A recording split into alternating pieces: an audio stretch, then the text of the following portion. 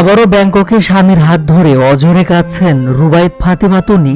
আসলে বয়স আর ত্বকের সৌন্দর্য দিয়ে ভালোবাসা হয় না, ভালোবাসতে সুন্দর দুটি মনের মিলনই যথেষ্ট, যা খুব কম সময়ের জন্য পেয়েছিলেন রুবায়েত ফাতেমা তনি। কিন্তু এবার সেই শখের পুরুষকে হারাতে বসেছেন তনি। কিন্তু যত বিপদে আসুক ভালোবাসা দিয়ে আর সংগ্রাম করে জয় করতে চান তনি। এদিকে স্বামীর অসুস্থতার পর থেকে সময়গুলো ভালো যাচ্ছে না রুবায়েত ফাতেমা তনির। একাই সামাল দিতে হচ্ছে ব্যবসা প্রতিষ্ঠান সবকিছু। এর মধ্যে স্বামীর সুস্থতার খবর এলে হয়তো কিছুটা স্বস্তি পেতেন তনি, কিন্তু এখন পর্যন্ত শারীরিকভাবে কোনো উন্নতি হচ্ছে না তনির স্বামী সাদাত রহমানের। গতকাল হঠাৎ করে আরো শারীরিকভাবে অসুস্থ হয়ে পড়েছিলেন সাদাত রহমান। আমার হাজবেন্ডের সেম আগের মতোই অবস্থা, এখনো জ্ঞান ফিরে নেই, আগের মতোই আছে। ভালো না, আপু দোয়া করবেন।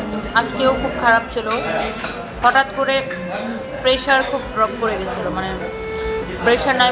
এদিকে বেশ কিছুদিন ধরে স্বামীর পাশে ব্যাংককে রয়েছেন রুবায়েত ফাতেমা তনি। সেখান থেকে একের পর এক সামাজিক যোগাযোগ মাধ্যমে স্বামীর লাইফ সাপোর্টের বিভিন্ন দৃশ্য সোশ্যাল মিডিয়ায় শেয়ার করছেন।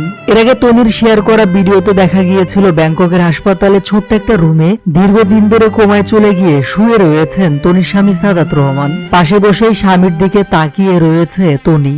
এদিকে এবার ফেসবুকে আরো একটি ভিডিও শেয়ার করেছেন তনি। ভিডিওটিতে দেখা যাচ্ছে জ্ঞান হারানো স্বামীর হাত ধরে আবেগে আপ্লুত তনি। স্বামীর সাথে নিজের কঠিন মুহূর্তের এই ভিডিওটি শেয়ার করে ক্যাপশনে তনি লেখেন, জীবনটা সহজ হলে হয়তো ব্যাংককেই বসে থাকতাম। এত কিছুর পরও তনির একটাই লক্ষ্য, স্বামীর সুস্থতা। নিজের সবটুকু দিয়ে হলেও স্বামীর চিকিৎসা করাতে চান তনি।